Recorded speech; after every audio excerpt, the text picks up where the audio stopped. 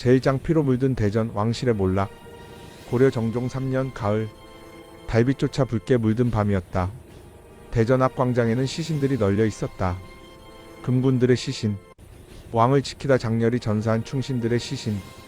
아바마마, 18살의 태자 왕후가 비명을 질렀다. 그의 앞에는 용상에서 끌려 내려온 선왕이 피를 흘리며 쓰러져 있었다. 왕후야.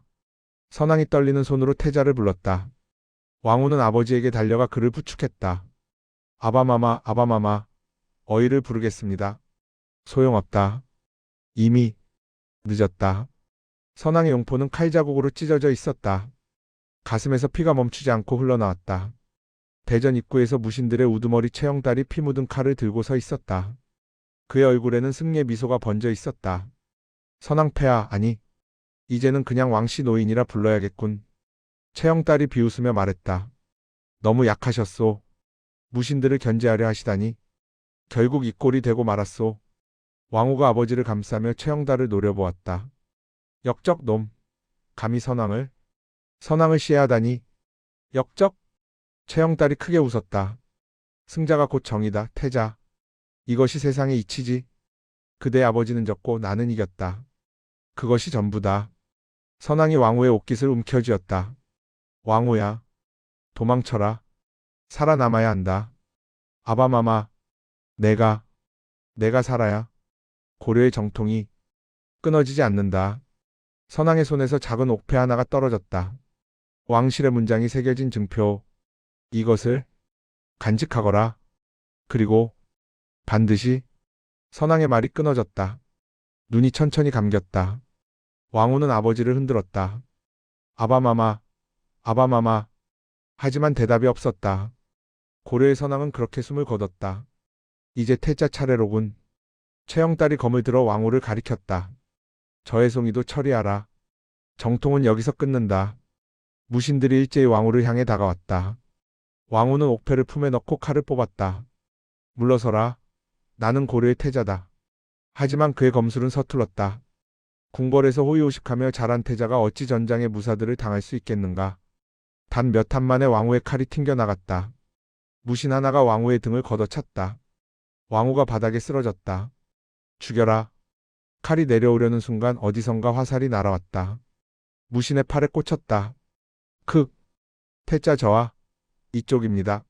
목소리의 주인은 금군 부장 갈석이었다. 상처투성이었지만 여전히 활을 쥐고 있었다. 갈석? 어서 도망치십시오. 소인이 시간을 벌겠습니다. 갈석이 연달아 화살을 쏘았다. 무신 둘이 더 쓰러졌다. 왕후는 망설였다. 하지만 아버지의 마지막 당부가 떠올랐다. 살아남아야 한다. 반드시 돌아오겠소 갈석. 왕후는 눈물을 흘리며 뒤도 돌아보지 않고 달렸다. 대전을 빠져나가 후원으로 담장으로 어둠 속으로. 뒤에서 갈석의 외침이 들렸다. 태자 저하. 살아서. 꼭 살아남으소서. 그리고 비명. 갈석마저 무신들의 칼에 쓰러진 것이다. 왕후는 담장을 넘었다. 궁궐 밖은 칠흑 같은 어둠이었다. 그는 있는 힘을 다해 달렸다. 어디론가 아무 데라도 좋으니 살아남기 위해. 제2장 거리의 거지 왕족의 몰락. 사흘이 지났다. 왕후는 개경 뒷골목에 숨어 있었다. 화려한 용포는 벗어던지고 거지에게서 훔친 누더기를 걸쳤다. 얼굴에는 흙을 묻혀 신분을 숨겼다. 배가 고팠다. 마지막으로 먹은 것이 언제였던가. 궁궐을 탈출한 그날 밤 어느 주막에서 훔친 식은 밥 한 덩이가 전부였다. 왕후는 쓰레기 더미를 뒤졌다. 썩은 배추, 곰팡이 핀 떡, 뼈다귀. 평생 보지도 못한 것들이었다. 하지만 지금은 그것조차 귀했다. 이게 뭐냐? 갑자기 누군가 왕후의 멱살을 잡았다. 다른 거지였다. 나이는 50쯤 되어 보였고 눈빛은 험악했다. 이 동네는 내 구역이야. 누가 멋대로 쓰레기를 뒤지래. 거지가 왕후를 밀쳤다. 왕후는 그대로 쓰레기 더미에 넘어졌다. 미안하오. 몰랐소. 몰랐다고? 이 새끼가. 거지가 주먹을 휘둘렀다. 왕후의 뺨을 강타했다. 입안에서 피맛이 났다. 다음에 또 보이면 가만 안 둔다. 거지는 왕후가 뒤지던 썩은 배추마저 빼앗아갔다. 왕후는 바닥에 쓰러진 채 그 모습을 바라보았다. 이것이 내 처지란 말인가? 눈물이 났다. 분함에서인지 서러움에서인지 알 수 없었다. 며칠 전만 해도 고려에서 가장 귀한 몸이었다. 하지만 지금은 쓰레기조차 제대로 먹지 못하는 거지. 그날 밤은 더 추웠다. 왕후는 다리 밑에서 떨며 잠을 청했다. 차가운 돌바닥에 온몸을 파고들었다. 일주일이 지났다. 왕후는 국어를 배웠다. 처음에는 자존심이 허락하지 않았다. 하지만 굶주림 앞에서 자존심 따위는 무용지물이었다. 보시기 좋은 분 동량 좀 주십시오. 하지만 사람들은 그를 피했다. 어떤 이는 침을 뱉었고 어떤 이는 발로 찼다. 썩 꺼져. 더러운 거지 놈. 왕후는 그렇게 매일 모욕을 당했다. 평생 들어보지 못한 욕설들, 평생 당해보지 못한 폭력들. 어느 날 왕후는 시장 근처에서 구걸하고 있었다. 한 아낙네가 다가오더니 밥 한 그릇을 건넸다. 가여 써라. 이거라도 먹게. 왕후는 눈물을 흘리며 그 밥을 받았다. 차가운 밥이었지만 그에게는 최고의 진수성찬이었다. 고맙습니다. 정말 고맙습니다. 왕후는 허겁지겁 밥을 먹었다. 개처럼 짐승처럼. 한때 금수저로 식사하던 태자의 모습은 어디에도 없었다. 한 달이 지났다. 왕후는 이제 완전한 거지가 되어 있었다. 얼굴은 더러움으로 새까맣게 변했고 머리카락은 엉클어져 있었다. 몸에서는 악취가 났다. 하지만 그는 살아 있었다. 어떻게든 버텼다. 아버지의 마지막 당부. 살아남아라. 어느 날 밤 왕후는 한 주막 앞을 지나가고 있었다. 안에서 술 마시는 소리가 들렸다. 들었나? 선왕의 태자가 죽었다더군. 정말인가? 그럼 최대감께서 직접 확인하셨다네. 궁궐 우물에서 시신을 건졌다더군. 왕후의 걸음이 멈췄다.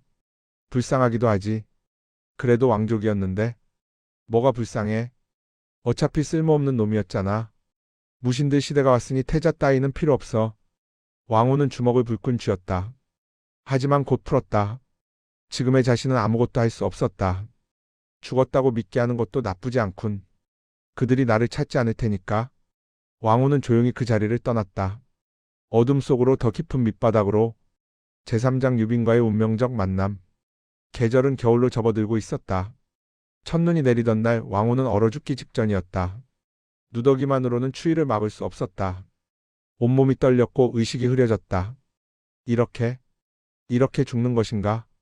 왕후는 눈 쌓인 골목 한 구석에 쓰러졌다. 눈송이가 그의 얼굴에 내려앉았다. 차갑고도 부드러운 촉감. 아바마마. 곧 뵙겠습니다. 의식이 점점 멀어져 갔다. 그때였다. 저기 사람이 쓰러져 있어요. 젊은 여인의 목소리가 들렸다. 왕후는 가까스로 눈을 떴다. 흐릿한 시야에 아름다운 얼굴이 보였다. 아가씨 위험합니다. 거지는 그냥 두시지요. 하녀의 목소리였다. 아니에요. 사람이 얼어 죽게 생겼는데 어떻게 그냥 가요? 여인이 왕후에게 다가왔다. 따뜻한 손이 왕후의 이마에 닿았다. 체온이 너무 낮아요. 어서 우리 집으로 모셔야 해요. 하지만 아가씨, 빨리요. 여인의 단호한 목소리에 하녀들이 움직였다. 왕후는 들것에 실려 어디론가 옮겨졌다. 의식을 잃기 직전 왕후는 그 여인의 얼굴을 기억하려 했었다. 맑은 눈동자, 부드러운 미소. 마치 천사 같았다. 왕후가 눈을 떴을 때 낯선 방이었다. 따뜻한 아궁이 불이 타오르고 있었고 몸에는 깨끗한 이불이 덮여 있었다. 깨어나셨군요. 옆에서 여인의 목소리가 들렸다. 왕후는 고개를 돌렸다. 어젯밤 본 그 여인이었다. 여긴 어디요? 제 집이에요.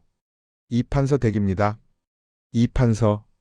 왕후는 그 이름을 알고 있었다. 선왕 시절부터 왕실에 충성했던 문신. 제 이름은 유빈이에요. 이판서의 딸입니다.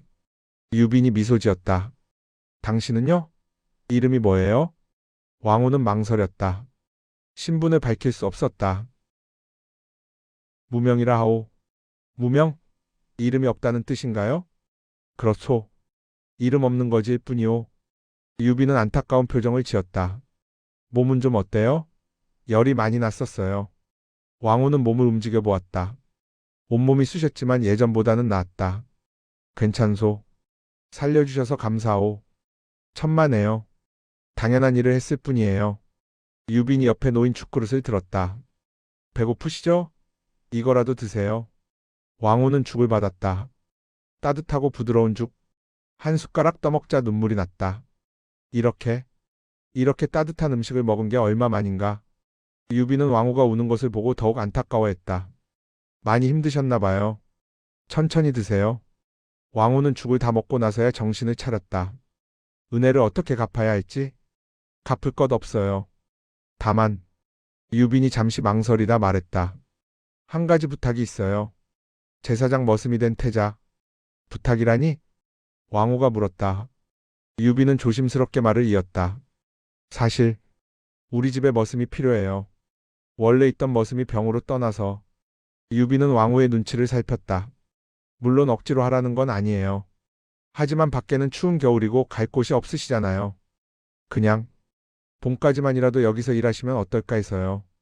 왕후는 잠시 생각했다. 머슴. 한때 고려의 태자가 이제는 머슴 신세. 하지만 선택의 여지가 없었다. 밖에 나가면 얼어 죽을 것이고 여기 있으면 최소한 목숨은 부지할 수 있었다. 알겠소. 열심히 일하겠소. 유빈의 얼굴이 환해졌다. 정말요? 고마워요. 걱정 마세요. 힘든 일은 시키지 않을게요. 다음 날부터 왕후의 머슴 생활이 시작되었다. 첫 번째 일은 마당 쓸기였다. 빗자루를 잡은 왕후의 손이 어색했다. 평생 이런 도구를 잡아본 적이 없었다. 이렇게 쓰는 거야, 이 멍청한 놈아. 다른 하인이 왕후를 나무랐다. 빗질도 제대로 못하나? 왕후는 참았다. 굴욕적이었지만 살기 위해서는 참아야 했다. 두 번째 일은 장작 패기였다. 토끼를 들어 올리자 손이 저렸다. 처음에는 제대로 찍지도 못했다. 휴, 쓸모없는 놈. 칩사가 혀를 찼다. 그래도 먹고는 살아야 하니 열심히 배워. 왕후는 온종일 장작을 팼다. 손에 물집이 잡히고 등에서 땀이 비오듯 흘렀다. 저녁이 되자 손바닥이 피투성이가 되었다. 세 번째 일은 말 구유 청소였다. 똥을 치우고 여물을 주고 마구간을 닦았다. 악취가 코를 찔렀다. 내가, 고려의 태자가, 이런 일을? 하지만 왕후는 이를 악물고 일했다. 이것도 수련이라 생각하기로 했다. 언젠가 돌아갈 그날을 위해. 저녁이 되자 하인들과 함께 밥을 먹었다. 거친 보리밥과 된장국. 하지만 왕후에게는 감사했다. 최소한 굶지는 않으니까. 야, 무명아. 옆에 하인이 말을 걸었다. 넌 어디서 왔어? 말투가 좀 이상한데? 왕후는 잠시 당황했다. 자신도 모르게 궁궐 말투가 나왔던 것이다. 먼 지방에서 왔소. 그래서 사투리가 있소. 아, 그래? 뭐 상관없어. 어차피 우린 다 똑같은 머슴이니까. 하인이 어깨를 두드렸다. 열심히 하면 돼. 우리 집 아가씨는 착하시거든. 다른 양반집처럼 함부로 대하지 않으셔. 그 말에 왕후는 유빈을 떠올렸다. 맞다. 그녀는 자신을 거질 때 구해줬다. 그리고 지금도 배려해주고 있다. 밤이 되어 왕후는 하인들의 방으로 갔다. 좁고 춥고 불편했다. 하지만 거리의 다리밑보다는 나았다. 왕후는 누워서 천장을 바라보았다. 이것이 백성들의 삶이구나. 내가 궁궐에 있을 때는 몰랐던 것들. 그는 품속의 옥패를 만졌다. 유일하게 간직한 왕실의 증표. 아바마마, 이 추운 곳에서도 소자는 살아있습니다. 반드시 돌아가겠습니다. 창밖으로 달빛이 스며들었다. 차갑지만 희망적인 빛이었다. 제오장 유빈의 연민 그리고 시작되는 감정. 한 달이 지났다. 왕후는 이제 제법 머슴일에 익숙해졌다. 손에 물집은 굳은 살로 변했고 몸은 단단해졌다. 어느 추운 아침 왕후는 마당에서 눈을 치우고 있었다. 손이 시려 감각이 없었다. 무명씨. 뒤에서 유빈의 목소리가 들렸다. 왕후는 급히 돌아서서 절을 했다. 아가씨? 유빈은 손에 뭔가를 들고 있었다. 두꺼운 장갑이었다. 손이 얼겠어요. 이거 쓰세요. 아가씨, 이건 괜찮아요. 어차피 제가 안 쓰는 거예요. 유빈은 왕후의 손에 장갑을 씌워주었다. 따뜻한 감촉이 느껴졌다. 아가씨의 은혜를? 은혜는 무슨? 당연한 거예요. 유빈이 미소 지었다. 그 미소가 눈부시게 아름다웠다. 왕후는 가슴이 뛰는 것을 느꼈다. 아니, 안 된다. 자신은 머슴이고 그녀는 양반가의 규수. 감정을 가져서는 안 된다. 또 다른 날 왕후는 부엌에서 설거지를 하고 있었다. 찬물에 손이 얼얼했다. 유빈이 부엌으로 들어왔다. 무명씨, 잠깐만요. 유빈은 따뜻한 차 한 잔을 건넸다. 추운데 이거라도 드세요. 아가씨, 제가 어찌 감히. 괜찮아요. 아무도 안 봐요. 유빈은 왕후 옆에 앉았다. 무명 씨는 평범한 머슴이 아닌 것 같아요. 왕후의 심장이 철렁 내려앉았다. 무슨 말씀이십니까? 말투도 그렇고 행동도 그렇고 뭔가 교육을 받은 것 같아요. 유빈이 왕후를 똑바로 바라보았다. 혹시 무슨 사연이 있는 건 아닌가요? 왕후는 시선을 피했다. 그저 가난한 집안에서 자랐을 뿐입니다. 그래요? 뭔가 숨기는 것 같은데. 유빈은 더 이상 묻지 않았다. 대신 조용히 말했다. 뭐 상관없어요. 과거가 어땠든 지금 여기서 열심히 일하고 있으니까요. 유빈이 일어서며 말했다. 힘들면 언제든 말해요. 제가 도와줄게요. 유빈이 나간 후 왕후는 한참을 그 자리에 앉아 있었다. 가슴이 따뜻해졌다. 이 여인은 정말 특별하다. 두 달이 지날 무렵 왕후와 유빈 사이에는 묘한 감정이 싹트고 있었다. 유빈은 틈만 나면 왕후를 챙겼다. 추운 날에는 따뜻한 옷을, 힘든 일 후에는 약을, 배고플 때는 몰래 음식을 건넸다. 왕후도 유빈을 위해 특별히 신경 썼다. 마당을 더 깨끗이 쓸고 유빈의 방 앞문은 먼저 치우고 유빈이 좋아하는 꽃을 몰래 꺾어다 놓았다. 다른 하인들이 수군거리기 시작했다. 아가씨가 무명이를 좀 특별하게 대하시는 것 같지 않아? 그러게. 다른 머슴들한텐 그렇게 안 하시는데. 혹시? 하지만 아무도 감히 큰 소리로 말하지는 못했다. 어느 날 밤 왕후는 홀로 마당에 서 있었다. 달을 보며 생각에 잠겼다. 나는 누구인가? 고려의 태자인가 아니면 이 집의 머슴인가? 유빈 아가씨에 대한 이 감정은 무엇인가? 감사인가 아니면. 그때 방문이 열리며 유빈이 나왔다. 무명씨? 이 밤에 왜 여기 서 있어요? 아, 아가씨? 그냥 잠이 안 와서요. 유빈이 왕후 옆에 섰다. 둘은 나란히 달을 바라보았다. 예쁘죠, 달이? 네. 무명씨? 예, 아가씨? 혹시 저한테 하고 싶은 말 없어요? 왕후의 심장이 뛰었다. 말하고 싶었다. 자신이 누구인지, 어떤 감정을 느끼는지. 하지만 입이 떨어지지 않았다. 없습니다, 아가씨. 유빈은 아쉬운 듯 미소 지었다. 그래요. 언젠가 말하고 싶을 때 말해요. 유빈이 방으로 돌아갔다. 왕후는 그 뒷모습을 바라보며 주먹을 쥐었다. 아직은 때가 아니다. 육장 왕후의 각성, 은밀한 결심. 석 달째가 되자 왕후는 완전히 다른 사람이 되어 있었다. 거친 노동으로 몸은 단단해졌고 백성들의 삶을 직접 체험하며 세상을 보는 눈이 달라졌다. 어느 날 왕후는 장을 보러 시장에 갔다. 유빈이 시킨 심부름이었다. 시장에서 왕후는 익숙한 얼굴을 봤다. 몇 달 전 자신에게서 썩은 배추를 빼앗았던 그 거지였다. 형님? 왕후가 다가갔다. 거지는 왕후를 알아보지 못했다. 누구냐? 몇 달 전에 쓰레기 더미에서 만난 사람이오. 거지가 잠시 생각하더니 고개를 끄덕였다. 아, 그때 그놈?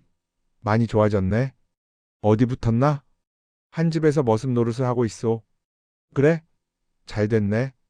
나야 여전히 이 꼴이지만. 거지의 얼굴에는 깊은 주름과 상처가 가득했다. 왕후는 품속에서 유빈이 준 돈 중 일부를 꺼냈다. 이거 받으시오. 뭐야, 이건? 그때 형님이 가져간 배추값이오. 늦었지만. 거지의 눈이 커졌다. 너 진짜 이상한 놈이구나. 보통은 원한을 품는데 오히려 돈을 주다니. 아니요. 형님도 살기 위해 어쩔 수 없었던 것 아니요? 거지는 돈을 받으며 눈시울을 붉혔다. 고맙네. 정말 고맙네. 왕후는 그 모습을 보며 깨달았다. 백성들은 악해서가 아니라 살기 위해 어쩔 수 없이 서로를 짓밟는 것이라는 것을. 아바마마, 이제야 알겠습니다. 진정한 왕이 되려면 백성의 아픔을 알아야 한다는 것을. 어느 날 저녁 이 판서의 서재에서 불빛이 새어나왔다. 왕후는 우연히 그 앞을 지나가다 안에서 대화 소리를 들었다. 판서님, 요즘 조정이 어떻습니까? 방문객의 목소리였다. 한숨만 나오네. 최영달 놈이 완전히 권력을 장악했어. 왕실은 유명무실하고. 이 판서의 목소리가 무거웠다. 선왕께서 돌아가시고 태자마저 돌아가셨으니 이제 정통은 끊어진 거나 다름없지. 그렇다고 우리가 손 놓고 있을 순 없지 않습니까? 하지만 무엇을 할 수 있나? 무신들이 군대를 장악하고 있는데.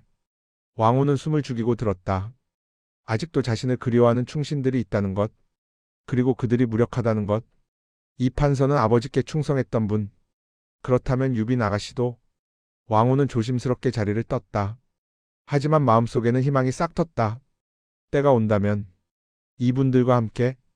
그날 밤 왕후는 홀로 방에서 옥패를 꺼냈다. 달빛에 비친 옥패는 여전히 빛났다. 아바마마, 소자는 살아 있습니다. 그리고 배우고 있습니다. 왕후는 옥패를 가슴에 안았다. 백성의 삶을, 충신의 마음을, 그리고 진정한 왕의 자격을. 그의 눈빛이 변했다. 더 이상 도망치는 태자가 아니었다. 돌아올 왕의 눈빛이었다. 제7장 대나무숲의 고백. 운명의 전환점. 넉 달째가 되던 어느 봄날 유빈이 왕후를 불렀다. 무명씨, 오늘 저와 함께 산책하실래요? 아가씨와 함께요? 네. 날씨도 좋고 할 이야기도 있어서요. 왕후는 조심스럽게 유빈을 따라갔다. 둘은 저택 뒤편의 대나무 숲으로 향했다. 대나무 숲은 조용하고 아름다웠다. 바람에 대나무 잎이 살랑거렸다. 여기 좋죠? 네, 아가씨. 유빈은 돌 위에 앉았다. 왕후도 조심스럽게 근처에 섰다. 앉으세요. 제가 머슴이고 당신이 주인이 아니잖아요. 하지만 앉으세요. 유빈의 단호한 목소리에 왕후는 앉았다. 잠시 침묵이 흘렀다. 유빈이 먼저 말을 꺼냈다. 무명씨, 솔직히 말해주세요. 당신 보통 사람이 아니죠? 왕후의 심장이 쿵 내려앉았다. 무슨? 처음부터 눈치챘어요. 말투, 행동, 태도, 모든 게 교육받은 사람의 것이었어요. 유빈이 왕후를 똑바로 바라보았다. 물론 억지로 말하라는 건 아니에요. 하지만 유빈의 목소리가 떨렸다. 저도 제 마음을 솔직히 말하고 싶어서요. 아가씨, 마음이요? 유빈은 고개를 끄덕였다. 저 무명씨를 좋아해요. 왕후의 눈이 커졌다. 처음에는 그냥 불쌍해서 도와준 거였어요. 하지만 함께 시간을 보내면서 무명씨가 특별한 사람이라는 걸 알게 됐어요. 유빈의 눈에 눈물이 맺혔다. 힘든 일을 하면서도 불평하지 않고 다른 사람을 배려하고 항상 품위를 잃지 않는 모습? 저는 그런 무명씨가 좋아요. 왕후는 말문이 막혔다. 뭐라 대답해야 할지 몰랐다. 아가씨, 저도 알아요. 우리는 신분이 달라요. 저는 양반가의 딸이고 무명씨는 머슴이에요. 유빈이 눈물을 닦았다. 하지만 신분이 뭐가 중요해요? 제 마음은 어쩔 수가 없어요. 왕후는 일어섰다. 유빈도 따라 일어섰다. 아가씨, 저는. 왕후는 결심했다. 더 이상 숨길 수 없었다. 아니, 숨기고 싶지 않았다. 저는 무명이 아닙니다. 뭐라고요? 왕후는 품속에서 옥패를 꺼냈다. 달빛에 비친 옥패가 찬란하게 빛났다. 저는 고려의 태자 왕후입니다. 유빈은 그 자리에서 얼어붙었다. 자신이 거둔 거지가 이 나라의 주인이라니. 제8장으로 유빈이 무언가 말하려 했을 때 왕후가 손가락을 입술에 갖다 댔다. 쉿! 이제부터는 저하라 부르지 마시오. 이 집 안에서는 여전히 무명이오. 벽에도 귀가 있고 바람에도 입이 있소.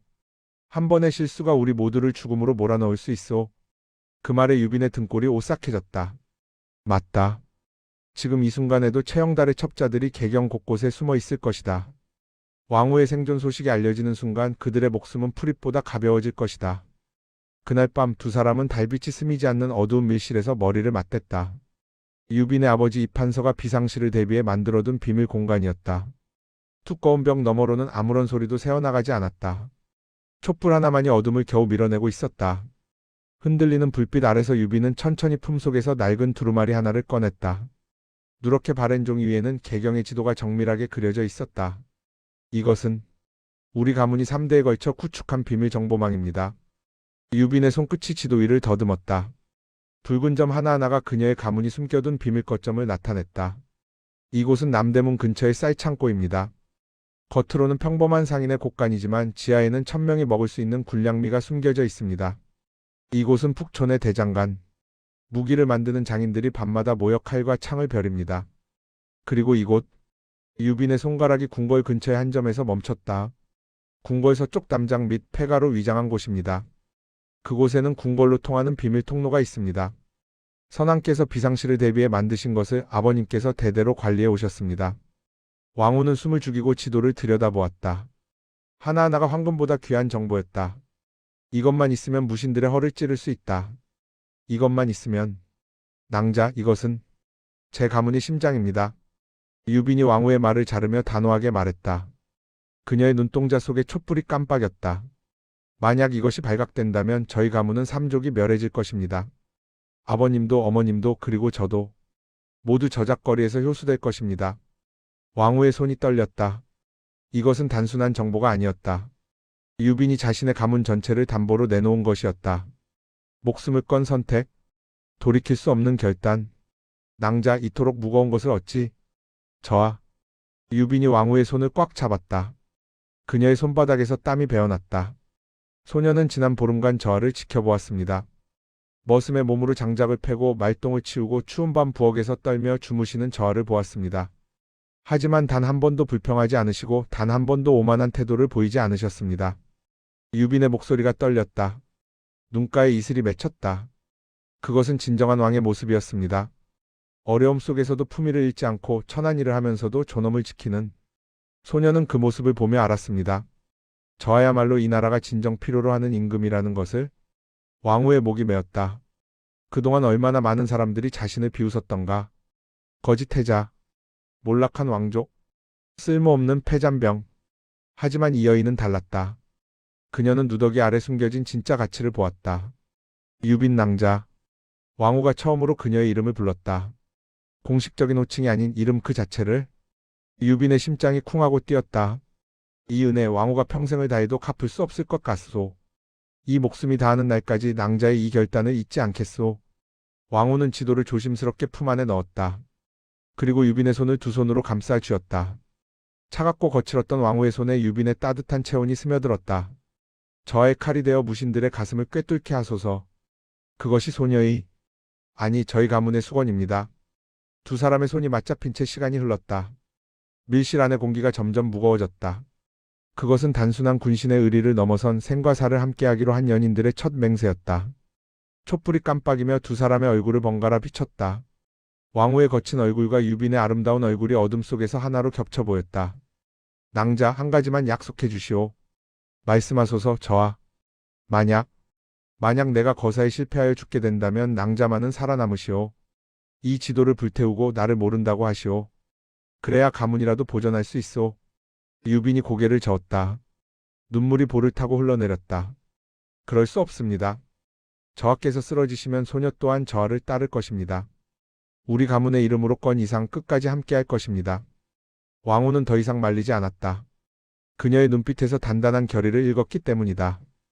대신 그는 천천히 유빈의 이마에 자신의 이마를 맞댔다. 두 사람의 숨결이 섞였다. 촛불이 흔들리며 그림자가 벽에 춤을 췄다. 운명이 맞물리는 소리가 들리는 것만 같았다. 제구장 백성의 눈물로 빚은 제왕의 길. 거사를 준비하는 동안 왕후는 일부러 머슴의 복색을 유지한 채 개경시내를 누볐다. 유빈의 집 밖으로 나선 세상은 그가 궐 안에서 보던 화려한 화폭과는 전혀 달랐다. 첫 번째 나들이는 동대문 시장이었다. 왕후는 유빈이 챙겨준 낡은 삿갓을 쓰고 거리로 나섰다. 이른 아침부터 시장은 사람들로 붐볐지만 그 붐빔 속에는 활기가 아닌 절박함이 서려 있었다. 이것밖에 없단 말이오? 작년에는 쌀 한 섬에 이 가격이었소. 한 노파가 쌀장수에게 소리쳤다. 등이 굽고 손이 거칠어 보이는 평생 고생만 한 것이 역력한 노파였다. 할멈, 나도 어쩔 수 없소도. 최대감 내서 세금이라며 절반을 가져가는데 내가 무얼 어쩌란 말이오? 쌀장수도 억울한 표정이었다. 그 순간 무신 정권의 사병들이 시장 안으로 몰려들었다. 선두에 선 사내의 얼굴에는 흉터가 가득했다. 최영달 대감님의 명이시다. 이번 달 공납이 모자라니 시장의 곡식 절반을 더 징수한다. 그럴 수가. 지난달에도 걷어갔지 않소. 쌀장수가 항의했지만 사병의 칼자루가 그의 머리를 내리쳤다. 벅. 쌀장수가 피를 흘리며 쓰러졌다. 감히 대감님의 명에 토를 다나. 다음은 목이다. 사병들이 마구잡이로 쌀가마를 빼앗기 시작했다. 상인들은 울부짖었지만 저항하는 자는 가차없이 두들겨 맞았다. 왕후는 삿갓 밑에서 이 광경을 지켜보며 주먹을 불끈 쥐었다. 손톱이 손바닥에 박혀 피가 났지만 그는 참았다. 아직이다. 아직 때가 아니다. 노파가 사병에게 매달렸다. 제발 조금만 남겨주시오. 손주가 병들어 죽어가고 있소. 이것마저 빼앗기면 그 아이는. 닥쳐. 사병이 노파를 밀쳤다. 노파는 비틀거리다 그만 넘어져 머리를 돌에 부딪혔다. 따르릉. 노파의 손에서 낡은 동전 몇 잎이 굴러떨어졌다. 평생 모은 전 재산이었을 것이다. 왕후는 더 이상 참을 수 없었다. 그는 삿갓을 벗어던지고 노파에게 달려갔다. 노파를 부축해 일으키며 그녀의 상처를 확인했다. 이마가 찢어져 피가 흘렀다. 할머님, 괜찮으십니까? 왕후의 목소리에 노파가 희미하게 눈을 떴다. 흐릿한 눈동자로 왕후를 바라보며 그녀가 중얼거렸다. 선왕께서 살아계셨다면 이런 세상은 오지 않았을 텐데. 그 말이 왕후의 가슴을 찔렀다. 그렇다. 아버지께서 살아계셨다면 이 노파는 이렇게 피를 흘리며 쓰러지지 않았을 것이다. 손주는 제대로 된 약을 먹고 병을 고칠 수 있었을 것이다. 왕후는 품속에서 유빈이 몰래 챙겨준 은자 하나를 꺼내 노파의 손에 쥐어주었다. 할머님, 이것으로 손주분 약을 사십시오. 그리고 조금만 더 버티십시오. 곧 이 세상이 바뀔 것입니다. 노파의 눈에서 눈물이 흘렀다. 떨리는 손으로 은자를 꼭 쥐며 그녀가 속삭였다. 고맙소. 젊은이. 하늘이 당신을 지켜주실 것이오. 왕후는 노파를 안전한 곳으로 옮긴 뒤 시장을 빠져나왔다. 그의 눈에는 본 적 없던 결기가 서려 있었다. 며칠 후 왕후는 남대문 근처의 빈민가로 향했다. 썩은 음식물 냄새와 오물 냄새가 진동하는 곳이었다. 무너진 집들 사이로 아이들이 맨발로 뛰어다녔다. 헐벗고 더러운 몸뚱이 하지만 그 눈빛만은 살아있었다. 왕후는 한 골목 어귀에서 아이 하나를 발견했다. 대여섯 살쯤 되어 보이는 사내 아이였다. 아이는 쓰레기 더미를 뒤지며 무언가를 찾고 있었다. 왕후가 다가가자 아이가 경계하는 눈빛으로 뒤로 물러섰다. 형아는 누구야? 나쁜 사람이야? 아니야, 꼬마야. 배고프지? 왕후가 품속에서 주먹밥을 꺼내 건넸다. 유빈이 아침마다 싸주는 도시락이었다. 아이의 눈이 번쩍 빛났다. 하지만 선뜻 받지 못하고 망설였다. 공짜는 없어. 엄마가 그랬어. 공짜로 주는 건 다 나쁜 거래. 왕후의 가슴이 아렸다. 이렇게 어린아이까지 세상을 믿지 못하게 된 것이다. 이건 공짜가 아니야. 형아가 꼬마한테 부탁이 있거든. 이 주먹밥 먹고 힘내서 꼬마 엄마한테 전해줄 말이 있어. 무슨 말인데? 곧 좋은 세상이 온다고. 조금만 더 버티라고. 아이는 주먹밥을 받아들고는 허겁지겁 입에 넣었다. 굶주린 짐승처럼 개걸스럽게 먹는 모습에서 왕후는 자신의 과거를 보았다. 자신도 쫓겨난 뒤 처음 며칠은 이렇게 먹었었다. 형아, 진짜 좋은 세상이 와? 그래. 형아가 약속한다. 아이가 주먹밥을 다 먹고는 골목 안쪽을 가리켰다. 저기, 우리 엄마 있어.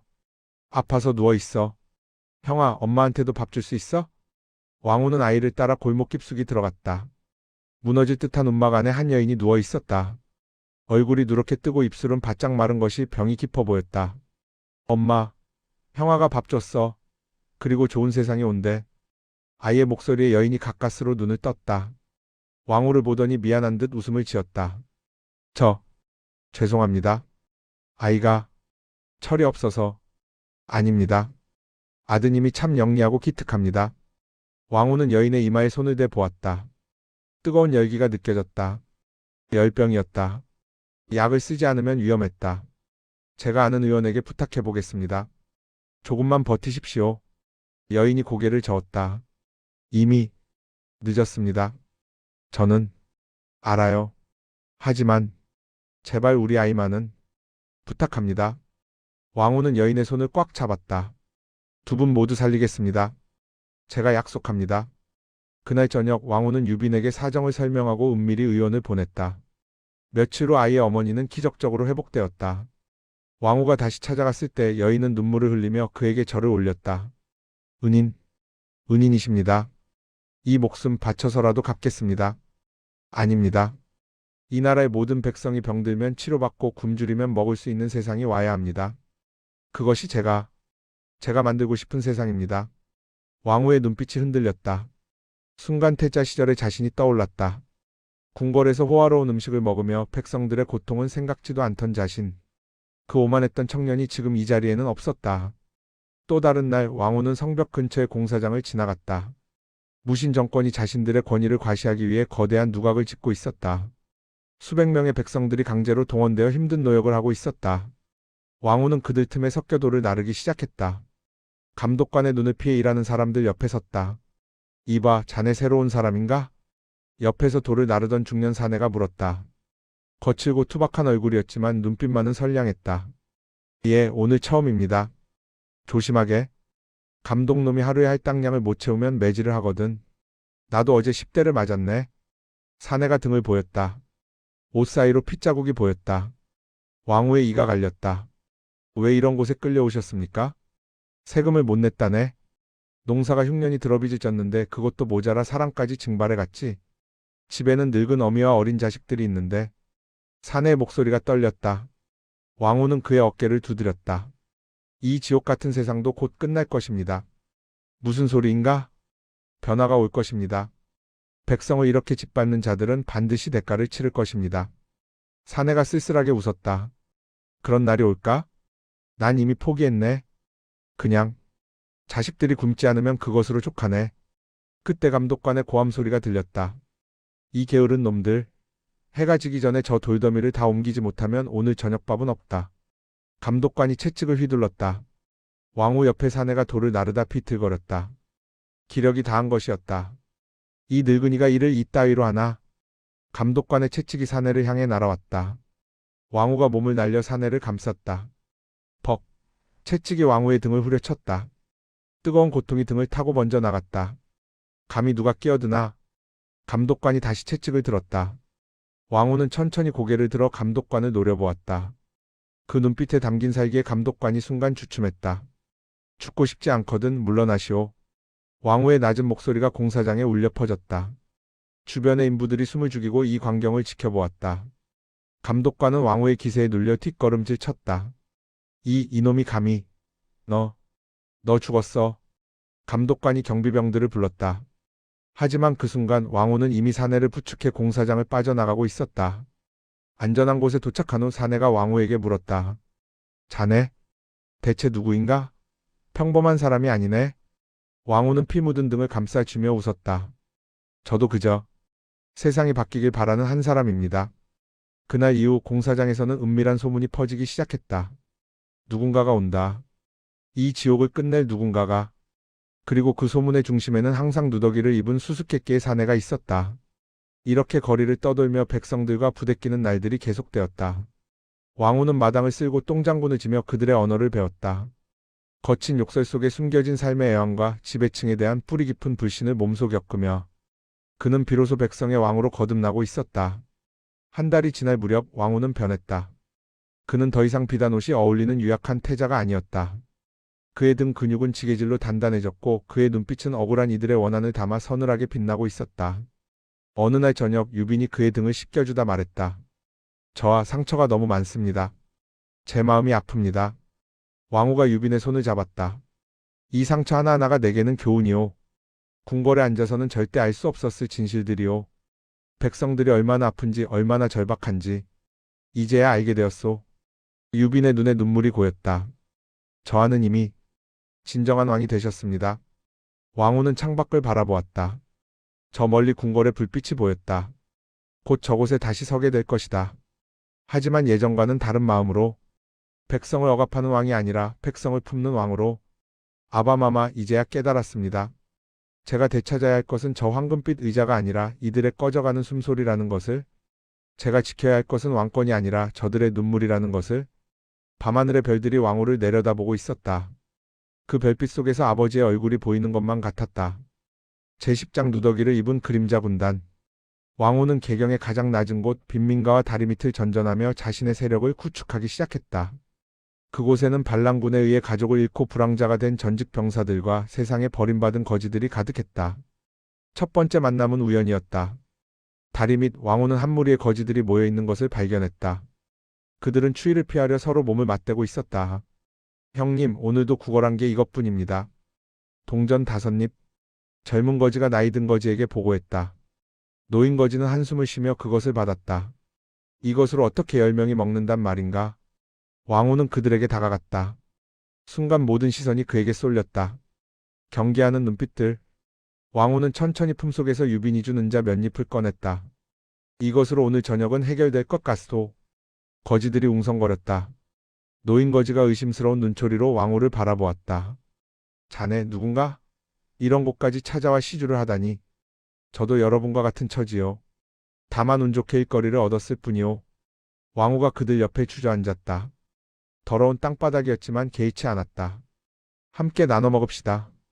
은자로 떡과 술을 사왔다. 거지들의 얼굴에 놀라움이 번졌다. 그들은 오랜만에 따뜻한 음식과 술을 마시며 경계를 풀기 시작했다. 자네 이름이 뭔가? 노인 거지가 물었다. 무명이라 하오. 무명. 좋은 이름일세. 나는 갈석이라네. 한때는 선왕의 금군이었지. 왕후의 귀가 번쩍 뜨였다. 금군. 왕을 호위하는 최정예 부대. 금군이셨다면 어찌 이 지경까지. 갈석 노인이 쓸쓸하게 웃었다. 쿠데타 그날 밤 나는 대전을 지키고 있었네. 무신들이 쳐들어왔을 때 나와 내 부하들은 필사적으로 싸웠지.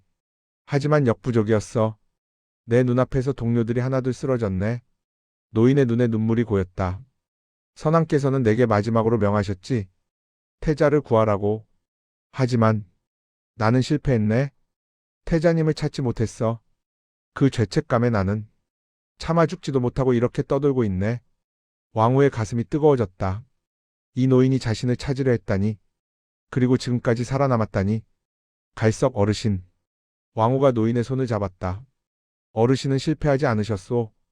태자는 살아있소. 노인의 눈이 커졌다. 무슨 소리인가? 왕후는 주변을 살피고는 조심스럽게 품속에서 하나를 꺼냈다. 태자 시절 아버지께서 주신 작은 옥패였다. 왕실의 문장이 새겨진 유일한 증표. 이것을 어떻게? 노인의 손이 떨렸다. 그는 옥패를 보자마자 알아봤다. 저하이십니까? 왕후가 고개를 끄덕였다. 순간 노인이 땅에 엎드려 절을 올렸다. 소인 갈석 태자 저하를 뵙습니다. 다른 거지들이 놀라 웅성거렸다. 왕후는 재빨리 노인을 일으켰다. 조용히 하시오. 아직은 때가 아니오. 노인의 얼굴에 눈물이 흘러내렸다. 살아계셨습니다. 정통이 살아계셨습니다.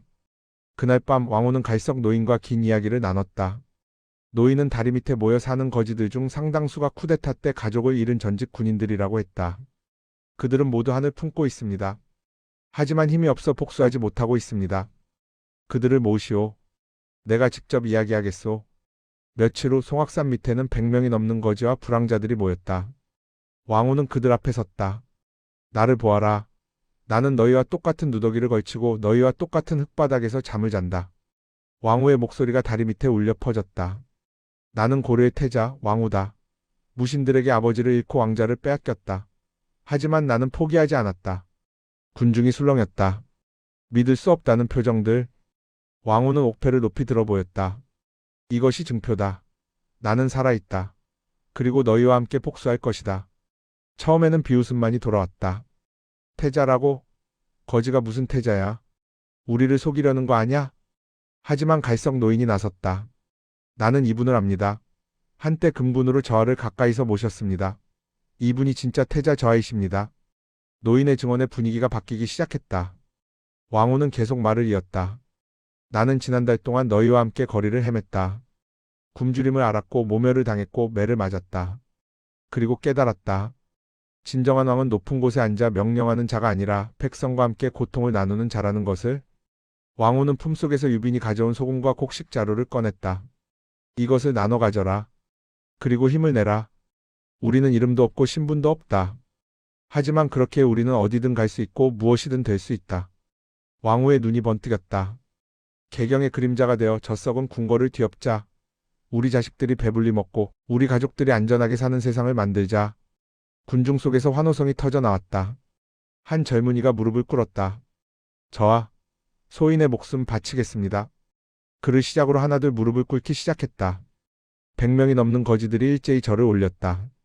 태자 저하 만세, 고려 만세. 이른바 그림자 군단이 결성된 순간이었다. 그날부터 왕후의 훈련이 시작되었다. 낮에는 구걸하며 정보를 수집하고 밤에는 유빈이 제공한 비밀 장소에서 맹렬히 훈련했다. 훈련 장소는 남대문 근처의 폐가였다. 겉으로는 무너진 건물이었지만 지하에는 넓은 공간이 있었다. 유빈의 가문이 비상시를 대비해 오래전부터 준비해둔 곳이었다. 검을 들어라. 왕후가 외쳤다. 하지만 거지들의 손에는 제대로 된 검이 없었다. 빗자루, 나무 막대기, 부러진 창대. 좋다. 검이 없으면 이것이 검이다. 창이 없으면 빗자루가 창이다. 왕후는 직접 시범을 보였다. 빗자루를 창처럼 휘두르며 급소를 찌르는 법을 가르쳤다.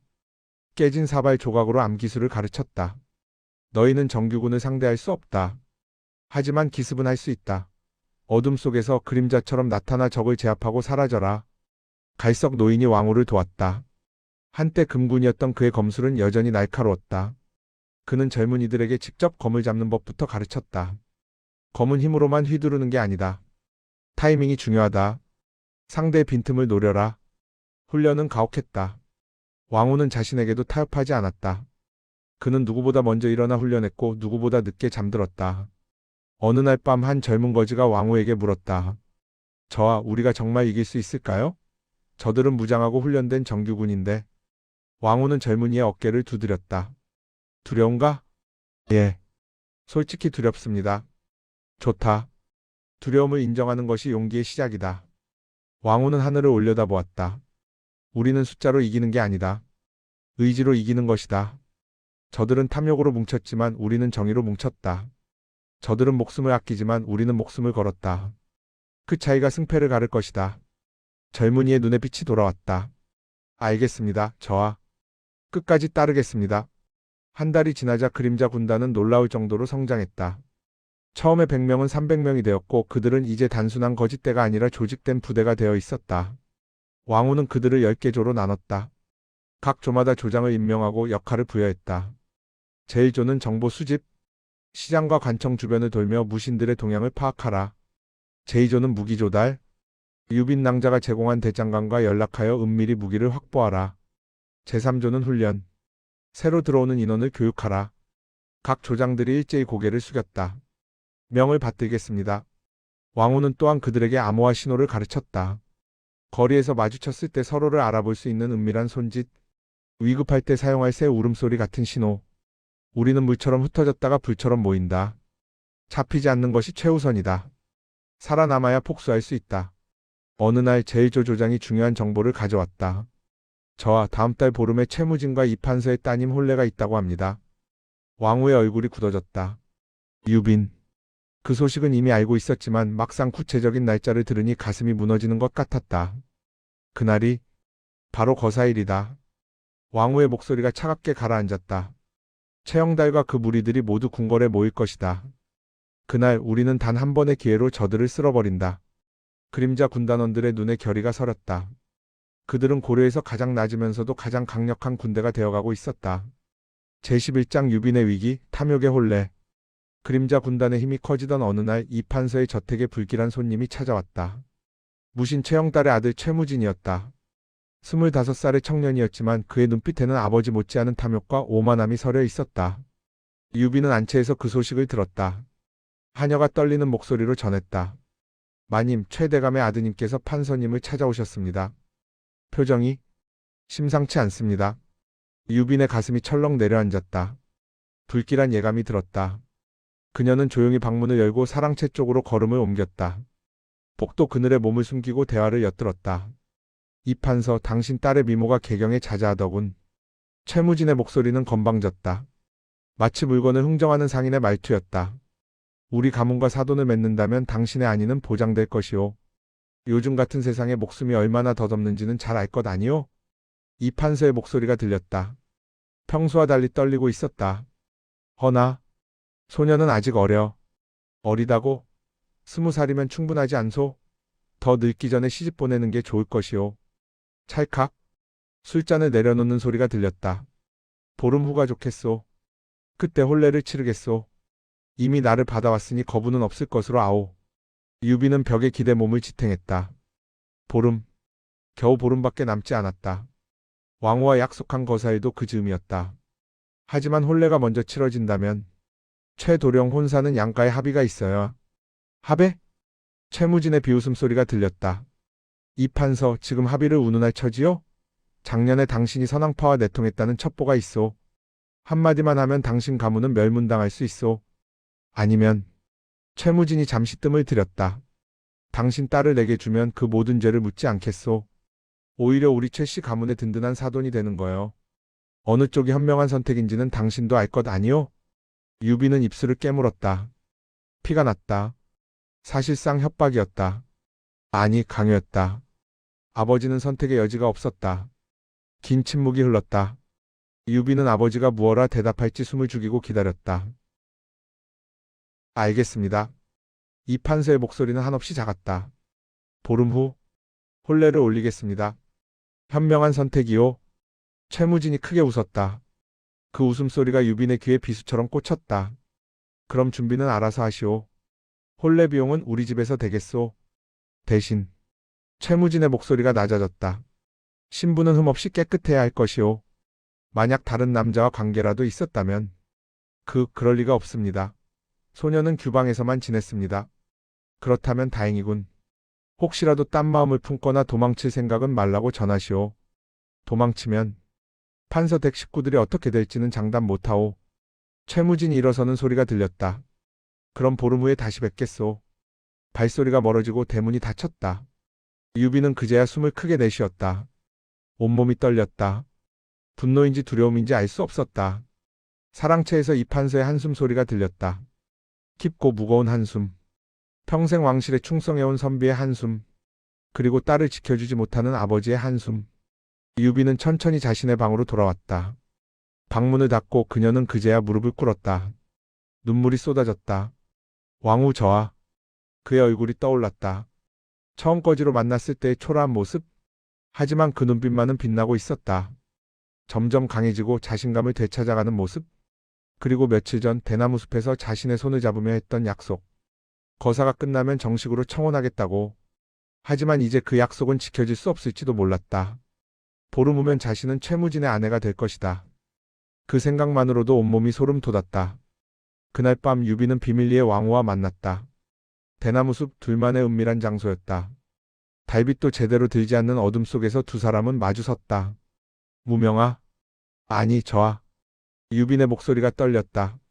왕후는 그녀의 얼굴을 보자마자 무언가 잘못되었음을 직감했다. 무슨 일이오 유빈 낭자? 유빈은 오늘 있었던 일을 모두 털어놨다. 최무진의 방문, 강요된 혼례, 보름 후라는 시한. 말을 하는 동안 그녀의 목소리는 점점 작아졌다. 왕후의 주먹이 불끈 쥐어졌다. 손톱이 손바닥에 박혀 피가 났지만 느끼지 못했다. 가슴 속에서 불길 같은 분노가 치밀어 올랐다. 저게만도 못한 놈이. 왕후의 목소리가 떨렸다. 분노로.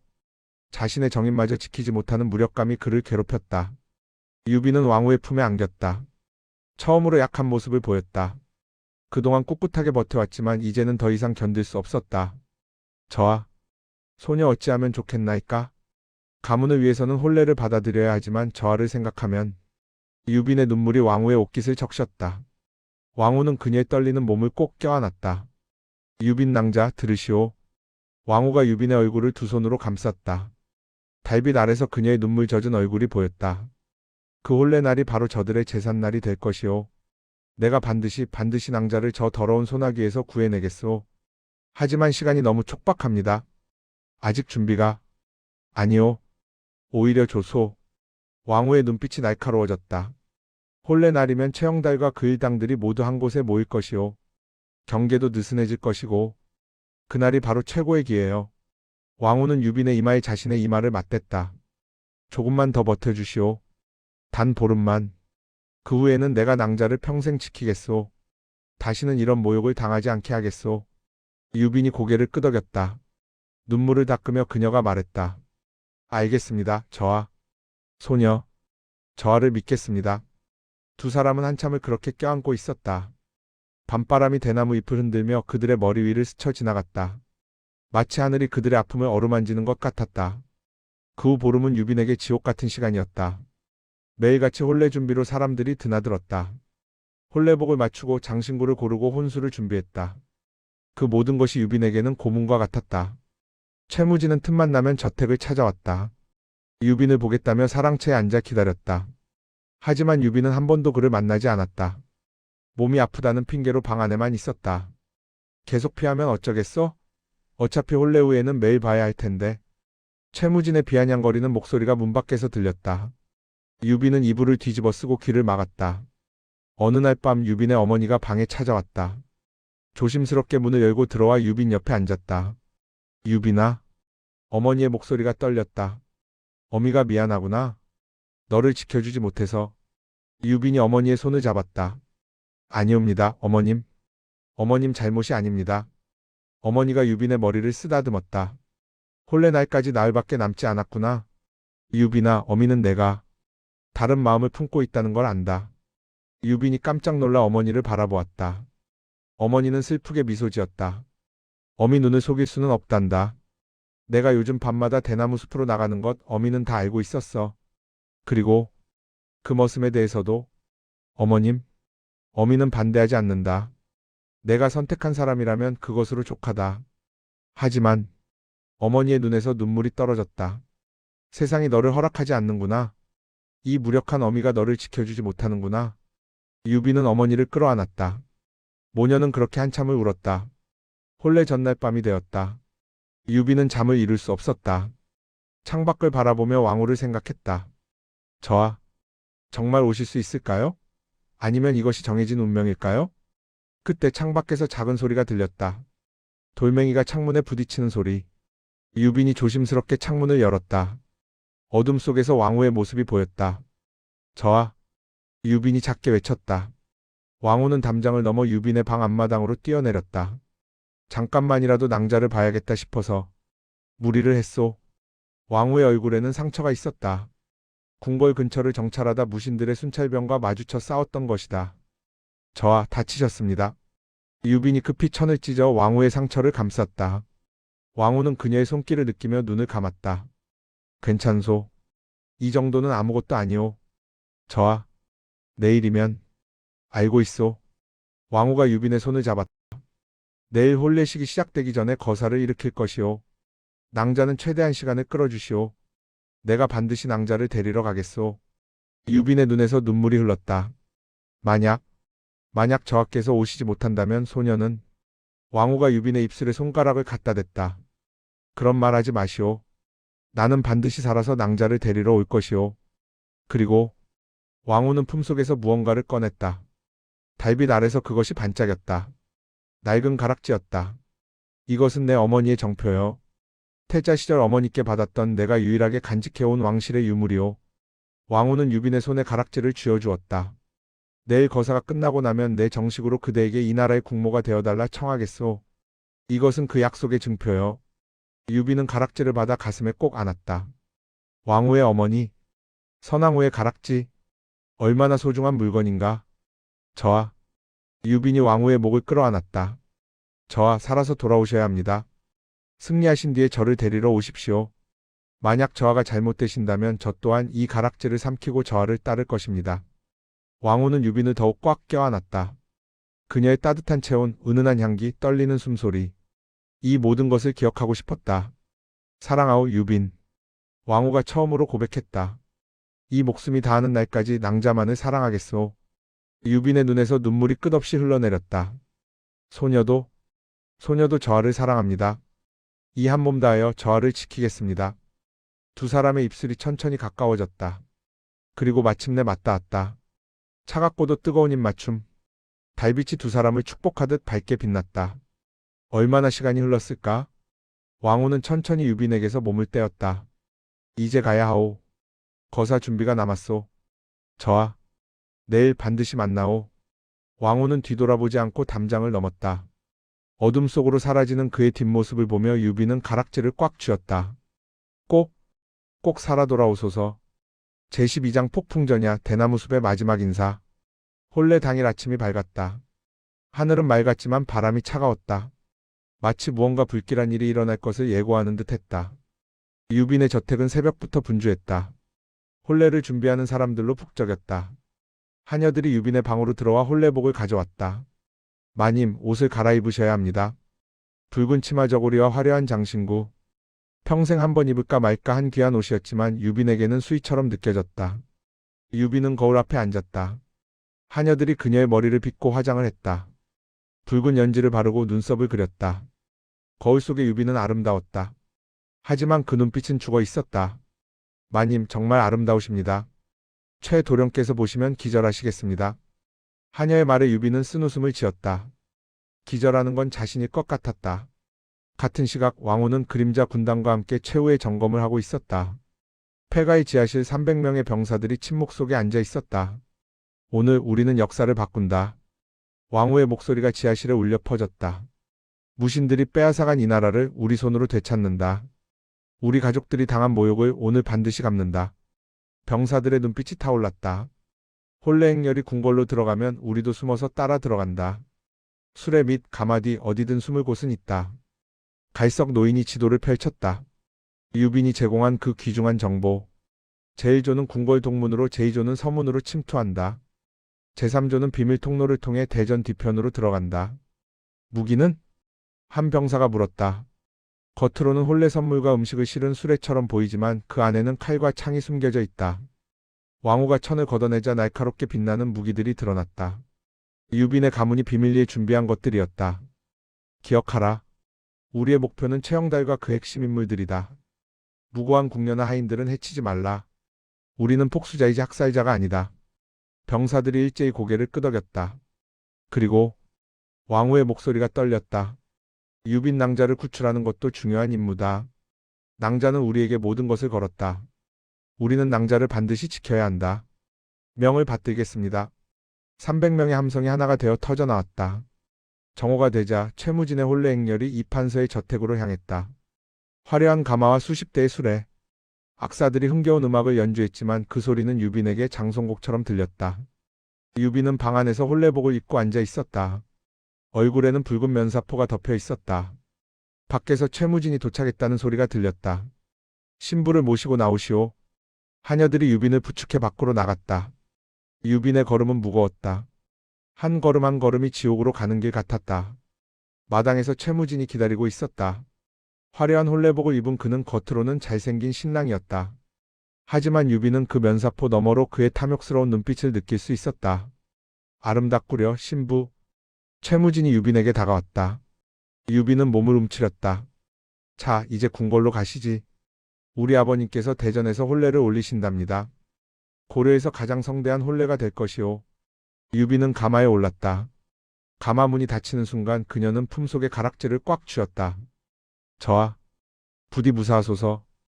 행렬이 출발했다. 길거리에는 구경꾼들이 가득했다. 하지만 그들의 눈빛에는 축하보다는 동정이 서려 있었다. 모두 이것이 강제혼례라는 것을 알고 있었다. 행렬이 궁궐에 도착했을 때 왕후와 그림자 군단도 움직이기 시작했다. 그들은 거지와 상인으로 변장하고 행렬에 섞여들었다. 왕후는 음식을 나르는 하인으로 변장했다. 얼굴에 그을음을 묻히고 낡은 옷을 입었다. 등에는 커다란 광주리를 짊어졌다. 그 안에는 칼이 숨겨져 있었다. 멈춰라. 검문이다. 궁궐 수문장이 행렬을 세웠다. 왕후의 심장이 쿵쿵 뛰었다. 안에 무엇이 들었느냐? 수문장이 왕후의 광주리를 가리켰다. 왕후는 침착하게 대답했다. 혼례 음식이옵니다. 떡과 과일이 들어있습니다. 수문장이 광주리 뚜껑을 열려고 했다. 바로 그때 미리 매수해둔 경비병이 나섰다. 야, 이 사람아. 최 대감님 혼례 음식을 함부로 여는 거야? 만약 먼지라도 들어가면 내 목이 날아갈 텐데. 수문장이 주춤했다. 하지만 규정상. 규정? 오늘은 최 대감님 아드님 혼례 날이야. 대감님께서 직접 허락하신 일인데 내가 감히 막을 거야? 수문장은 머뭇거리다 결국 손을 내렸다. 좋다. 들어가라. 왕후는 속으로 안도의 한숨을 쉬며 궁궐 안으로 들어갔다. 그 뒤로 하나둘 그림자 군단원들도 궁궐 안으로 침투했다. 대전에는 이미 잔치가 한창이었다. 최영달과 무신들이 술을 마시며 크게 웃고 있었다. 그들의 얼굴은 붉게 상기되어 있었다. 축하오 최대감. 이판서 댁 따님과 사돈을 맺으시니 금상첨화로구려. 허 고맙소. 우리 무진이가 좋은 배필을 얻었으니 나도 기쁘오. 최영달이 술잔을 들었다. 주변의 무신들도 일제히 잔을 들었다. 바로 그때 혼례 행렬이 도착했다. 유빈이 가마에서 내렸다. 면사포를 쓴 그녀는 천천히 대전으로 들어왔다. 오, 신부가 왔구나. 최무진이 유빈에게 다가갔다. 유빈은 온몸이 굳었다. 자, 이제 혼례를 시작하시지. 사회자가 외쳤다. 음악이 흘러나왔다. 바로 그 순간 대전 밖에서 이상한 소리가 들렸다. 비명소리, 칼 부딪히는 소리. 무슨 일이냐? 최영달이 벌떡 일어났다. 문이 거칠게 열리며 피 묻은 경비병이 뛰어들어왔다. 네, 대감. 반란입니다. 궁궐이 습격당했습니다. 뭐라고? 최영달의 얼굴이 하얗게 질렸다. 그 순간 대전의 창문이 부서지며 그림자 같은 인형들이 뛰어들었다. 고려의 적들을 처단하라. 왕후의 외침이 대전을 가득 채웠다. 제13장 누더기 속에 감춘 칼날 궁궐 침투. 대전 안은 순식간에 아수라장이 되었다. 화려한 혼례잔치는 피와 비명의 전장으로 변했다. 왕후가 제일 먼저 최영달을 향해 달려들었다. 그동안 숨겨왔던 칼을 뽑아들고 마치 야수처럼 돌진했다. 최영달, 내 아버지의 원수를 갚으러 왔다. 최영달은 순간 왕후의 얼굴을 알아보았다. 그의 눈이 커졌다. 내 놈은 죽었을 텐데. 죽었었지. 하지만 백성들의 눈물과 원한이 나를 다시 살려냈다. 왕후의 칼이 번개처럼 내리쳤다. 최영달이 급히 칼을 뽑아 막았다. 챙그랑. 두 칼날이 부딪히며 불꽃을 튀겼다. 주변의 무신들도 칼을 뽑았다. 하지만 그림자 군단이 사방에서 튀어나와 그들을 막았다. 누구 하나 도망치지 못한다. 갈석 노인이 검을 휘두르며 외쳤다. 한때 금군의 실력은 여전했다. 그의 검에 2명의 무신이 쓰러졌다. 대전 밖에서는 더 치열한 전투가 벌어지고 있었다. 궁궐 경비병들이 달려왔지만 그림자 군단의 기습에 당황했다. 적이 어디서 나타난 거냐? 모르겠습니다. 갑자기 사방에서 튀어나왔습니다. 경비병들은 혼란에 빠졌다. 그림자 군단은 그들의 허를 찔렀다. 어둠 속에서 나타나 급소를 노리고 사라지는 전술. 왕후가 가르친 그대로였다. 대전 안에서 왕후와 최영달의 대결은 계속되었다. 최영달은 고려 최고의 무장이었다. 그의 검술은 화려하고 강력했다. 이 천한거지 놈이 감히 나에게 덤비다니. 최영달의 검이 왕후의 어깨를 스쳤다. 옷이 찢어지며 피가 흘렀다. 하지만 왕후는 물러서지 않았다. 천하다고?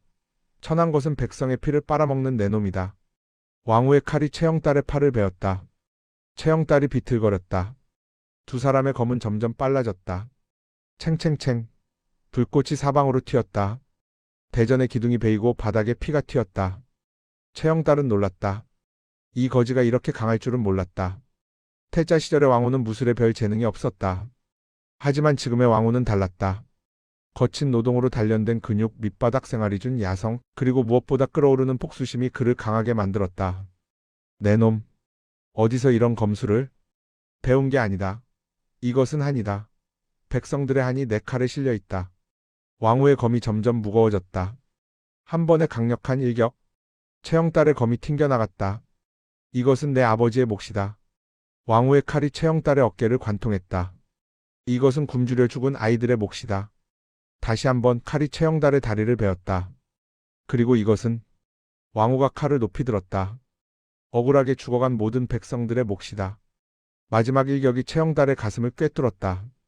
최영달은 믿을 수 없다는 표정으로 왕후를 바라보았다. 이럴 수가. 그의 몸이 천천히 무너졌다. 피가 바닥에 쏟아졌다. 고려를 20년간 지배한 무신의 최후였다. 왕후는 피 묻은 칼을 바닥에 꽂으며 대전 밖을 향해 포효했다. 고려의 태양이 다시 솟았다. 그 함성에 대전 안의 모든 전투가 멈췄다. 무신들은 수령이 죽었다는 사실에 절망했다. 그림자 군단은 환호했다. 태자 저하 만세, 고려 만세. 하지만 혼란 속에서 한 사람이 빠져나갔다. 최무진이었다. 아버지가 죽는 것을 본 그는 공포에 질려 도망쳤다. 그리고 그가 향한 곳은 별궁, 유빈이 있는 곳이었다. 제14장 피로 씻는 원한 마지막 대결. 최영달이 쓰러지고 대전 안의 전투는 사실상 끝났다. 무신들은 하나둘 항복하거나 도망쳤다. 그림자 군단이 궁궐을 장악했다. 왕후는 피 묻은 얼굴로 주변을 둘러보았다. 승리했다. 마침내 복수에 성공했다. 하지만 유빈 낭자. 왕후는 갑자기 유빈이 생각났다. 혼례 행렬에 있었던 유빈. 전투가 시작되면서 그녀를 놓쳤다. 낭자를 찾아라. 신부를 찾아.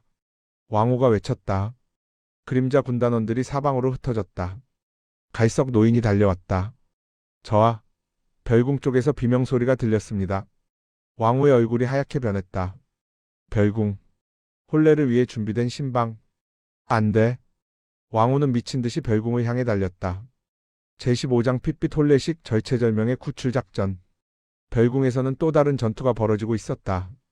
최무진이 유빈을 붙잡고 있었다. 이 판서의 딸, 내 놈들이 반역을 꾀했구나. 최무진의 눈은 광기로 번들거렸다. 아버지가 죽고 가문이 무너졌다. 이제 그에게 남은 것은 복수심뿐이었다. 내 아버지도 내 가문도 모두 역적이다. 하지만 태자놈이 오기 전에 내 목숨부터 끊어주마. 최무진이 검을 휘두르며 달려들었다. 유빈은 비명을 지르며 몸을 날렸다. 유빈도 기본적인 호신술은 배웠지만 무장의 아들인 최무진의 기세를 감당하기엔 역부족이었다.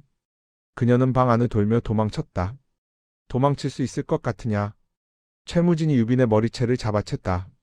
유빈이 비명을 질렀다. 최무진이 칼을 그녀의 목에 겨눴다. 이제 끝이다. 바로 그 순간 별궁의 지붕이 굉음과 함께 무너져 내렸다. 먼지구름이 피어올랐다. 내 여인에게서 그 더러운 손을 떼라. 먼지를 뚫고 나타난 것은 왕후였다. 누더기 사이로 황금빛 용무늬 인장을 빛내고 있었다. 그 옷은 아버지의 유품이었다. 태자의 증표. 최무진은 유빈을 방패 삼아 뒤로 물러섰다. 오지 마라. 한 걸음만 더 오면 이 계집의 목을 따버리겠다. 왕후의 눈이 서늘하게 가라앉았다. 유빈의 목에서 피가 한 방울 흘러내렸다. 최무진의 칼날이 살짝 그녀의 살을 베었던 것이다. 왕후의 이성이 끊어질 듯 했다. 하지만 그는 참았다. 지금 흥분하면 유빈이 위험하다. 좋다. 물러서지. 왕후가 천천히 칼을 내렸다. 최무진이 안도의 한숨을 쉬었다. 하지만 그것은 함정이었다. 왕후는 칼을 거두는 척하며 품속에서 다른 것을 꺼냈다. 유빈이 처음 자신에게 줬던 사발 조각이었다. 그것을 지금까지 간직하고 있었다. 태자 시절 익힌 투석술, 그리고 머슴 시절 장작을 패며 단련된 손목의 힘, 두 가지가 합쳐졌다. 왕후는 눈을 가늘게 뜨고 조준했다. 최무진의 손목, 칼을 쥔 그 손목만 노렸다. 유빈 낭자 용서하시오. 위험하지만 이것밖에는 방법이 없소서. 쉭. 사발 조각이 공기를 가르며 날아갔다. 번개보다 빠르고 바람보다 정확했다. 툭. 조각이 최무진의 손목을 정확히 관통했다. 최무진이 비명을 지르며 칼을 놓쳤다. 으악. 바로 그 순간 왕후는 번개같이 달려들었다. 3장의 거리를 단 2걸음에 좁혔다. 그리고 최무진의 멱살을 잡아 유빈에게서 떼어냈다. 유빈. 왕후가 유빈을 낚아채 품에 안았다. 유빈은 왕후의 가슴에 얼굴을 묻고 떨었다. 저아. 괜찮소. 이제 안전하오. 왕후는 유빈을 뒤로 밀어내고 최무진을 향했다. 최무진은 손목을 부여잡고 피를 흘리며 뒷걸음질 쳤다. 제발. 살려줘. 최무진이 애원했다. 왕후는 천천히 그에게 다가갔다. 내 아버지가 우리 아버지를 죽일 때 우리 아버지도 그렇게 애원했을 것이다. 하지만 너희는 들어주지 않았지. 왕후의 주먹이 최무진의 얼굴을 후려쳤다. 최무진이 바닥에 쓰러졌다. 내가 유빈 낭자를 욕보이려 했을 때 낭자도 그렇게 애원했을 것이다. 하지만 넌 멈추지 않았지. 다시 한번 주먹이 최무진의 배를 강타했다. 최무진이 피를 토했다. 왕후는 칼을 들어 최무진의 목에 겨눴다. 마지막으로 묻겠다. 후회하느냐? 최무진이 피 묻은 입으로 중얼거렸다. 후회한다. 제발. 왕후는 잠시 망설였다. 그의 머릿속에 지난 달들이 스쳐 지나갔다. 굶주린 아이들, 매 맞는 노인들, 억울하게 죽어간 백성들. 늦었다. 왕후의 칼이 내려왔다. 하지만 목을 베는 대신 최무진의 팔을 베었다. 칼을 들 수 없게. 죽여주지 않겠다. 내가 평생 이 고통을 기억하며 살도록 해주겠다. 그것이 더 큰 벌이다. 왕후는 칼을 거두고 유빈에게로 돌아갔다. 미안하오, 유빈. 너무 늦지 않았어? 유빈은 왕후의 품에서 참았던 눈물을 터뜨렸다. 그동안 얼마나 무서웠는지, 얼마나 두려웠는지. 하지만 이제는 괜찮았다. 왕후가 왔다. 자신을 구하러 왔다. 저아. 유빈은 계속 왕후의 이름을 불렀다. 왕후는 그녀를 꼭 껴안았다. 밖에서는 그림자 군단의 함성이 궁궐 전체를 뒤흔들고 있었다. 태자 저하 만세, 고려 만세. 승리의 함성이었다. 새로운 시대가 열리는 소리였다. 제16장 왕의 귀환과 차가운 조정의 시선. 거사가 성공하고 사흘 뒤 개경은 완전히 달라져 있었다. 무신들의 저택에는 군대가 주둔했고 거리에는 새로운 방이 붙었다. 고려의 정통 태자 왕후께서 즉위하신다. 백성들은 이 소식에 환호했다. 특히 그림자 군단에 의해 왕후의 이야기를 들은 사람들은 눈물을 흘렸다. 태자님께서 우리와 같은 고생을 하셨다니. 그분이야말로 진정한 왕이시다. 시장에서 길거리에서 사람들은 왕후의 즉위를 축하했다. 장터로 쏟아져 나와 만세를 불렀다. 하지만 대전 안의 공기는 전혀 달랐다. 얼음장처럼 차가웠다. 즉위식 날 왕후는 태자의 예복을 입고 대전에 들어섰다. 오랜만에 입는 비단옷이 어색하게 느껴졌다. 손에 남은 굳은 살이 옷깃에 걸렸다. 대전에는 살아남은 노대신들이 도열해 있었다. 그들은 왕후에게 절을 올렸다. 태자 저하를 뵙습니다. 하지만 그들의 목소리에는 진심이 없었다. 마지못해 하는 절이었다. 왕후는 용상에 올랐다. 무거웠다. 이 자리가 이렇게 무거운 줄 몰랐다. 경들 고개를 드시오. 왕후의 명예 대신들이 고개를 들었다. 왕후는 그들의 얼굴을 하나하나 살폈다. 대부분이 낯익은 얼굴들이었다. 아버지 시절부터 조정에 있던 사람들. 하지만 그들의 눈빛은 차가웠다. 심지어 경멸하는 듯한 눈빛도 있었다. 정사를 시작하려던 순간 한 노대신이 나섰다. 형조판서 장희령이었다. 전하, 소신 한 말씀 아뢰겠습니다. 말하시오. 전하의 즉위는 소신도 찬성하옵니다. 정통이 돌아오신 것은 하늘의 뜻이옵니다. 왕후는 그의 말에 뒤가 있을 것을 직감했다. 하지만 역시 장희령의 목소리가 날카로워졌다. 전하께서 이 판서의 딸을 국모로 세우시려 한다는 소문이 있으사옵니다. 이것만은 절대 안 됩니다. 대전 안이 웅성거렸다. 다른 대신들도 고개를 끄덕였다. 왜 안 되는가?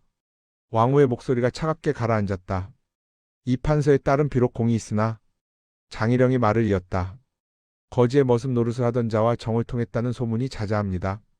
비록 그 거지가 전하셨다 하나 당신은 신분을 숨기고 계셨지 않습니까? 그렇다면 그 여인은 신분도 모르는 자와 사통한 것이나 다름없습니다. 장희령. 왕후가 용상에서 벌떡 일어섰다. 하지만 장희령은 물러서지 않았다.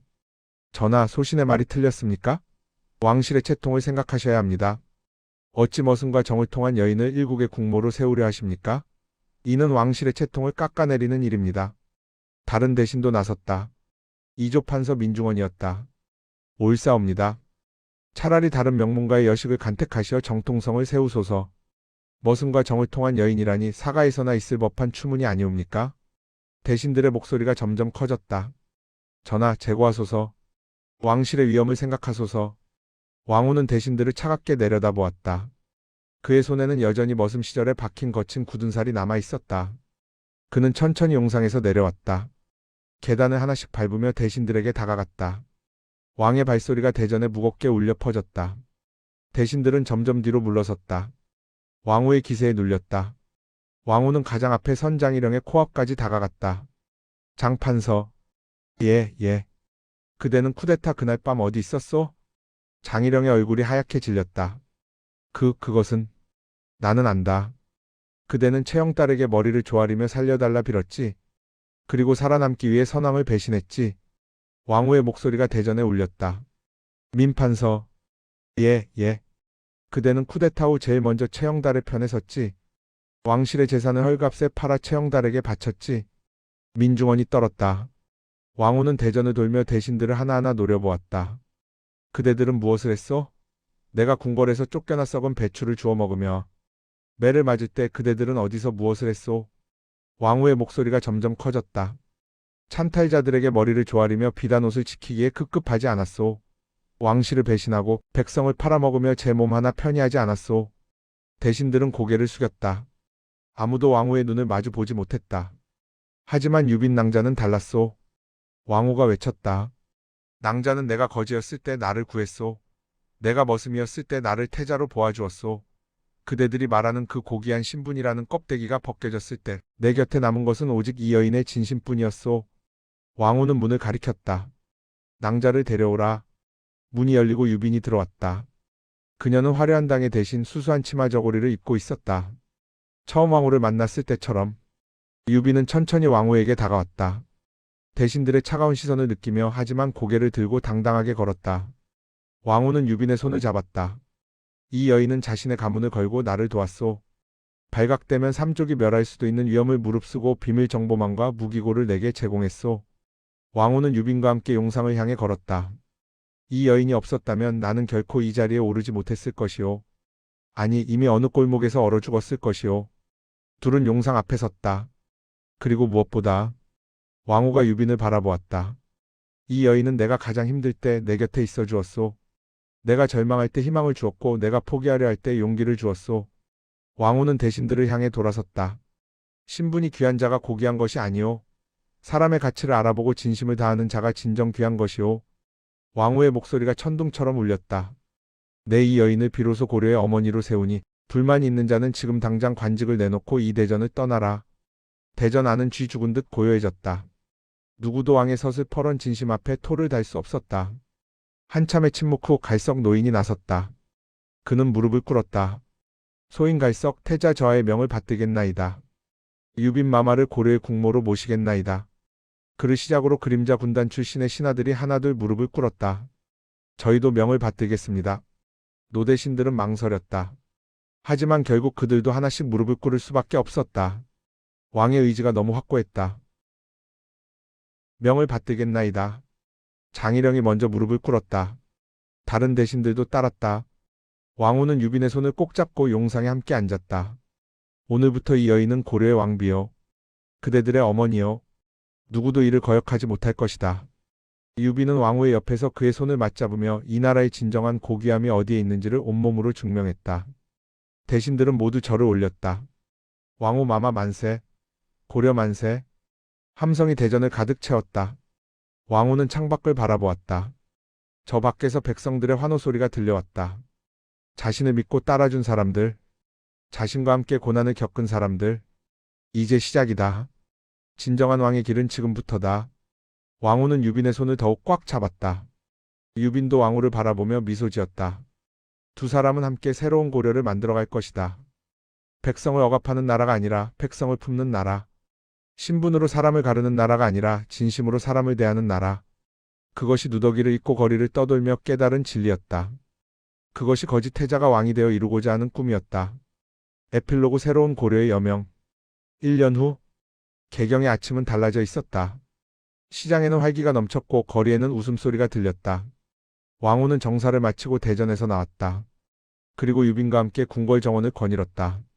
오늘도 고생하셨습니다. 저하. 유빈이 왕후의 팔을 잡으며 말했다. 아니요. 경들과 의논하며 백성을 위한 정책을 펴는 것, 이것이 바로 내가 꿈꾸던 일이오. 왕후는 하늘을 올려다보았다. 지난 1년간 많은 것이 바뀌었다. 무거운 세금을 줄이고 부패한 관리들을 처벌했다. 백성들에게 토지를 나눠주고 굶주린 이들을 구제했다. 그리고 무엇보다 신분에 관계없이 능력 있는 자를 등용했다. 그림자 군단 출신들 중 많은 이들이 관직에 올랐다. 거지였던 이가 장군이 되고 머슴이었던 이가 판서가 되었다. 처음에는 반발도 있었다. 하지만 그들이 능력을 증명하자 반발은 점차 사라졌다. 저와 한 가지 소식이 있습니다. 유빈이 수줍게 말했다. 무슨 소식이요? 유빈은 왕후의 손을 자신의 배에 갖다 댔다. 소첩이 아이를 가진 것 같습니다. 왕후의 눈이 커졌다. 그는 유빈을 꼭 껴안았다. 정말이요? 정말이란 말이요? 예. 의원이 확인했습니다. 왕후는 기쁨에 겨워 유빈을 안고 빙글빙글 돌았다. 유빈이 웃으며 왕후를 말렸다. 저와 어지러워요. 둘은 웃으며 정원 벤치에 앉았다. 왕후는 유빈의 배를 조심스럽게 쓰다듬었다. 우리 아이, 어떤 아이로 자랄까? 저하를 닮아 강하고 자비로운 아이가 되겠지요. 왕후는 유빈을 바라보았다. 아니, 그대를 닮아 현명하고 용감한 아이가 될 것이요. 두 사람은 미소 지으며 서로를 바라보았다. 그때 갈석 노인이 다가왔다. 저하 백성들이 대궐 앞에 모여 저하를 뵙고 싶다 합니다. 백성들이? 무슨 일인가? 감사 인사를 드리러 왔다고 합니다. 왕후와 유빈은 대궐 앞으로 나갔다. 수백 명의 백성들이 모여 있었다. 그들은 왕후와 유빈을 보자 환호했다. 태자 저하 만세, 왕비 마마 만세. 한 노파가 앞으로 나왔다. 왕후는 그녀를 알아보았다. 1년 전 시장에서 만났던 머리를 다쳤던 그 노파였다. 저하, 기억하시나요? 소인은 기억하오. 어찌 있겠소? 왕후가 노파의 손을 잡았다. 손주는 건강하신가? 노파의 눈에서 눈물이 흘렀다. 예. 덕분에 건강히 자라고 있습니다. 저하께서 주신 은자로 약을 사서 완쾌되었습니다. 노파는 품속에서 무언가를 꺼냈다. 작은 헝겊 인형이었다. 손주가 직접 만들었습니다. 저하께 드리라고. 왕후는 인형을 받았다. 투박하지만 정성이 가득한 인형이었다. 고맙소. 소중히 간직하겠소. 다른 백성들도 하나씩 선물을 가져왔다. 어떤 이는 직접 지은 쌀을, 어떤 이는 손수 만든 신발을. 모두 가난했지만 진심이 담긴 선물들이었다. 왕후는 백성들과 함께 웃고 이야기를 나눴다. 유빈도 함께였다. 해가 저물 무렵 왕후와 유빈은 다시 대전으로 돌아왔다. 둘은 창가에 서서 개경을 내려다보았다. 저하 행복하신가요? 유빈이 물었다. 왕후는 유빈의 손을 잡으며 고개를 끄덕였다. 행복하오. 그대가 있고 백성들이 웃으며 나라가 평화로우니 이보다 더한 행복이 어디 있겠소?